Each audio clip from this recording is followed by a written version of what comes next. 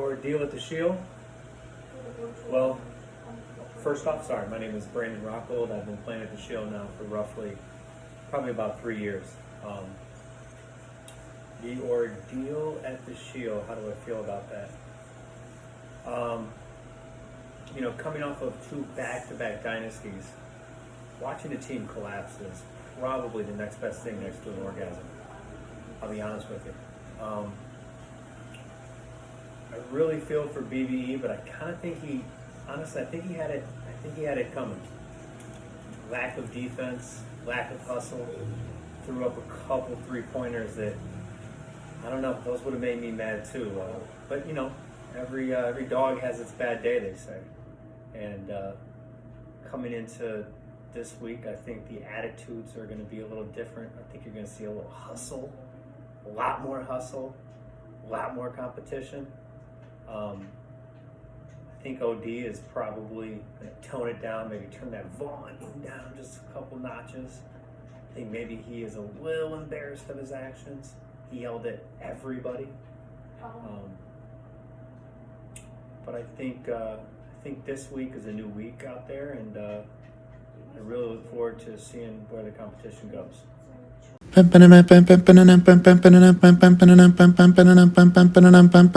the EBBA recap. Welcome. Is this show entirely dedicated to the incident? It doesn't have to be. It's going to go any direction. Okay. I mean, we could maybe try to spend 5 to 10 minutes just doing like, boom, the incident, like over and done with. Could be half hour. Sort of see where it goes. Because remember, we said last time we were talking, we love watching teams implode. Yeah. And then we jinxed ourselves. Yeah. Because that was an enormous implosion.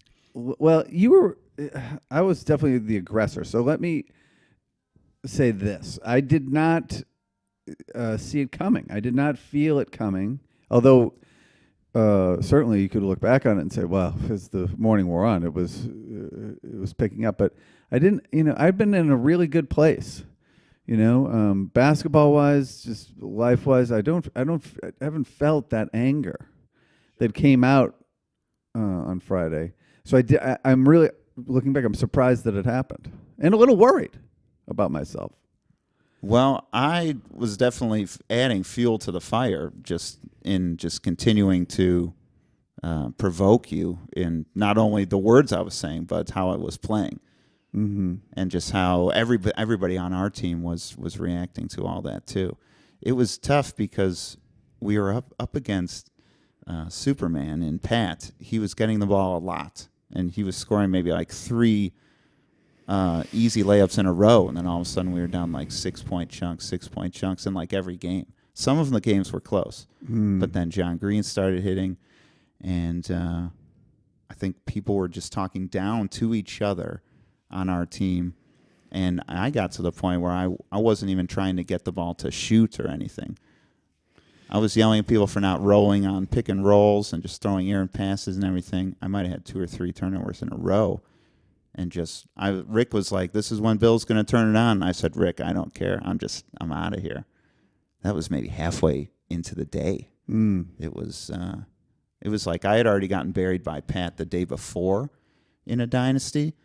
And I think you had slept in that day because I slept in Tuesday. You went on Tuesday. So you were fresh legs and on Friday. And I had just gotten completely buried on Thursday. So my context was pretty poor even going into the day. Mm-hmm. And it just got worse and worse. I heard Todd say before the game, I haven't played with BBE in a while. I'm looking forward to playing with him. And I was like, okay, that could be kind of fun. And it didn't really end up turning out as well as we both would have liked. Oh, that's an understatement. Yeah. But then him and Alex even got into a little tiff too, maybe just about calling screens or whatnot. I don't even know. Well, I can speak to that a little bit. Let's start from the beginning here. And I remember, I like you said, I hadn't played on Thursday, and I had been playing all 3 days for a couple of weeks, and I was very fresh-legged, and I was ready to go. So I had maybe energy that you and Todd and who else was on, Al and Kelly didn't have, and so I wanted to run. I was ready to run, and I look at it when the teams are divided that way, and we got nobody. No offense to Al, usually does a good job, but when you don't have everybody to stop Big Pat, the only way to compete with that is to run and not let him get set. And our team from the beginning was not in any way wanting to run. That is true. At all. That is true. It was a run versus walk situation, and there was not a lot of running. We maybe had 2 out of the 5 people on our team running, and that wasn't enough. That wasn't even the majority. The other 3 were walking. Yeah. And if I would then like suddenly run, maybe it was then 3 out of 5 or 4 out of 5 or something. Yeah. And the comments were early because we were out of gas probably pretty quickly by the second game. But you were still rearing to go. Yeah. And that was the only thing I was upset about. We played poorly. We did not pass. Nobody moved when we did get down to our end. There was no movement whatsoever. Yeah. It was just passing it around, and whoever, had a turn, they shot it, and we didn't shoot well, and we didn't pass well, and we didn't move. We didn't do anything well. But it was the lack of running and effort to move that was the only thing that I was upset about. Yeah. And I felt like I was okay, and I looked at it like, we're going to lose all these games, but whatever, And then Todd started chirping at Al because I don't know what, but Al was boiling over because he was getting worked, and he could not stop that man. Yeah. And Al blew up. He didn't want to hear what he should be doing when he's getting beaten on. Yeah. So when that happened, I came to Al's defense. I said, "Shut the fuck up. Just you want to guard him. You he don't need to hear anything right now. The guy's about to lose his mind, right?" And Absolutely. Todd went on about, "I was just saying like we should do this or whatever." And he didn't say anything bad. He just shouldn't have said anything to that man. Yeah. And at that point, you just got to drop it. But sometimes people try to explain themselves. I try to do it a lot, but at that point, you should just stop talking. Yeah. So that happened. And then the next thing that I remember to happen was Al threw you a big pass that was very much over your head. Okay. Right? I would say yes. I would say yes. And he got upset because you made no effort whatsoever to even go towards the direction of the ball. That's correct. Yeah. Right. I don't know if I was looking at him, but I was looking just in the direction of where the pass came from instead of watching it go over my head. Mm-hmm. And it landed, I think, on the out-of-bounds line. I certainly could have gone back like a receiver and tried to maybe catch it. Yeah, but there was it was. You made no effort to get the ball. Correct. I'll say that. And he was upset about that. And Yes. he let you hear it. Yes. Yes, he was. And then he stopped. He walked off the court on the next defensive possession. He said, "I'm done." And there was a bounce pass into George, and Al walked off the court, and George went in for a baseline layup, and that ended the game. That was the end of the game That right was there? the end of that game. Oh, my God. So it was close to the end of that game. It was probably a 13-8 or something like that. Was that the last game of 5-on-5 that we played at that point? Probably. Yeah, because Al left after that. Okay. And I went up to him. I said, "Hey, I was sorry. I was just fed up." And he said something like, "Yeah." I mean, we were pretty riled up. That was Al's last game, actually. He didn't come back for another game. And I remember, after that game, seeing him sit on the cushions, and he was, what's the word? He was hot and bothered. He was not himself. He was like inflated and about to pop, maybe. Yeah, he was not himself. But when that happened, I remember thinking like, Jesus, Billy, you didn't even go for it. But I didn't say anything. Like I didn't get in on that. Like, come on, for Christ's sake, get the. I let that go. I didn't say anything. Yeah, I think it was just Al at that point. But I say that because what was to happen after that in the cool down game Was it the 4-on-4 game? was anything but. Yeah, was another version of that play. Yes, it was closer together, where Right. So let's walk through that play because that play to me is what sparked it all for me anyway.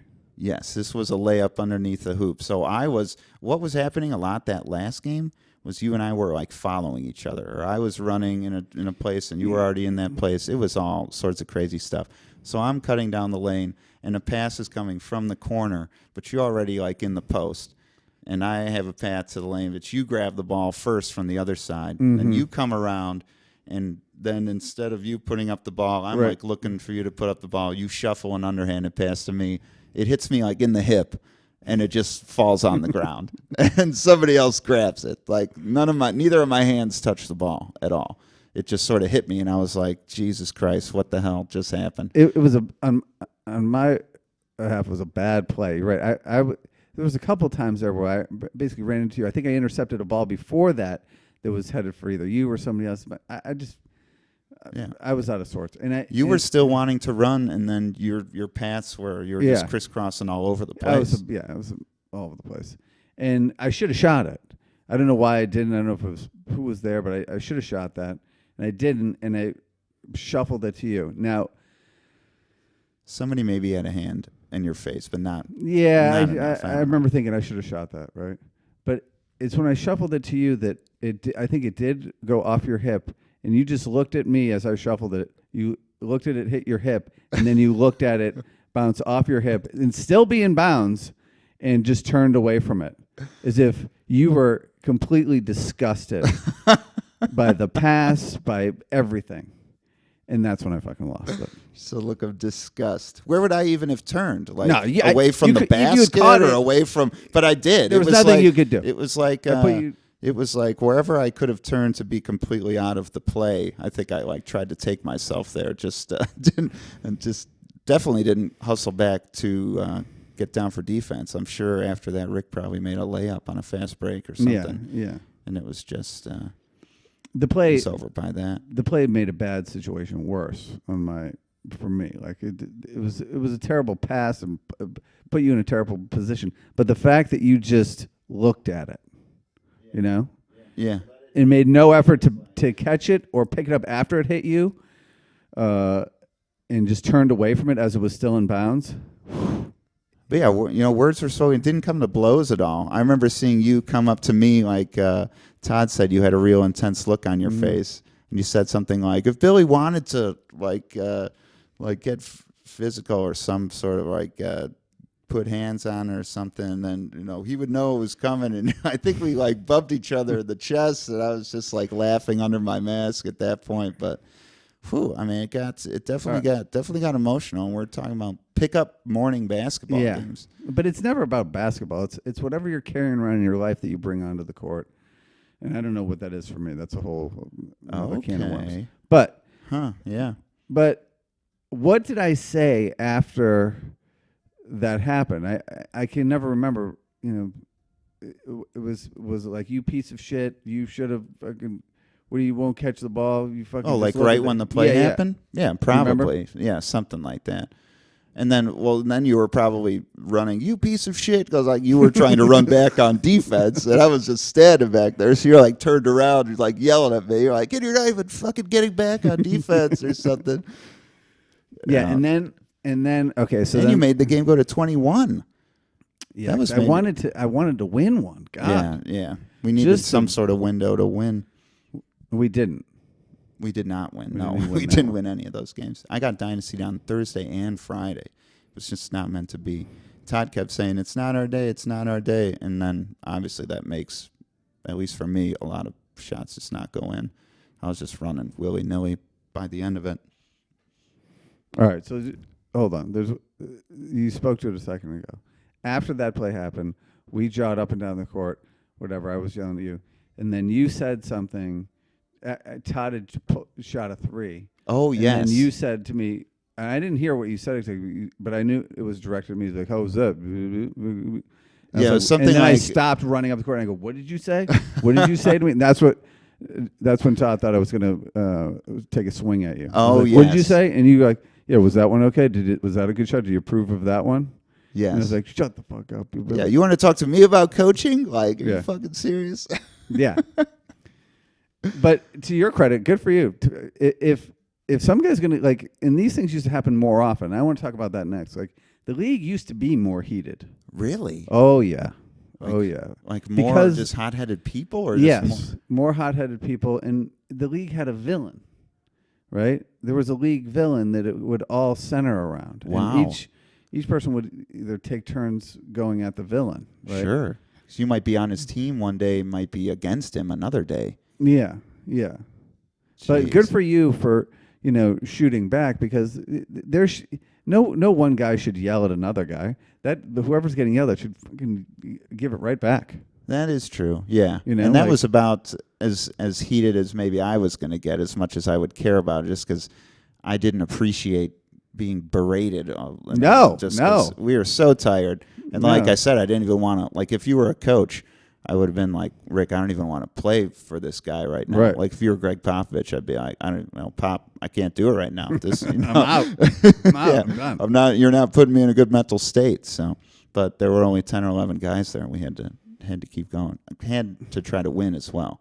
I think Jay Will said it. A win would have helped. That would have 'Cause helped. It helps the pride. Yeah, it would have helped. That's why I wanted to go to 21. But Mhm. I not only unleashed on you, then I unleashed on Todd for trying to mediate it and like settle it down. I told him to go fuck himself Probably. and said we don't need any mediator. And then Josh said something, made a joke about it, and I told him to go fuck off. You were And on a then- tirade. And then John Green told me to lighten up or whatever, and I told him to go fuck himself. You told him to go see the chiropractor again. Then he told me about that, but yeah. So I was at that point, like, it's like how bad can I make this? Like how many people can I tell off? Yeah. Like that scene in Half Baked where he's like, fuck you, fuck you, fuck you, you're cool, fuck you, I'm out. Yeah. Just if you're in the building, you're going to hear it from me. Just get out of my field of vision. So all right. Well, that covers that. Well, luckily, look, we're here now. We're back to being friends. I saw Karl Anthony Towns say something about the brotherhood of the NBA yesterday. Yeah. And it really made me think I need to keep that in the back of my mind more often. Now, you're saying we need to have more hot-headed people, but at least in the back of your mind, maybe trying to think about like brotherhood and still being good to one another. Yeah, and so I think the Shield should be a place for guys to come and unload and feel like it's a safe place to unload on another guy, right? It's never personal. Yeah. It's just ball, and though it probably has nothing to do with the game or the play or the basketball stuff, it's a place for a guy to fucking unload, Oh, sure. verbally. Oh, totally. And hey, sometimes it can do with the play.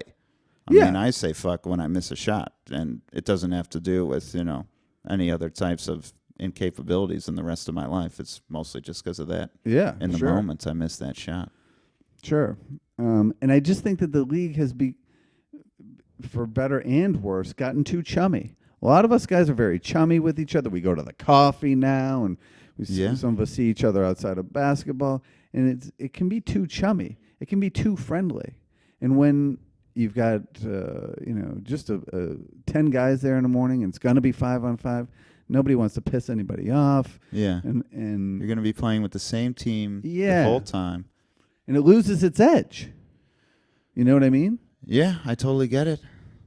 But the Shield is great because it's not one of those places where douchebags come and curse out other douchebags, right?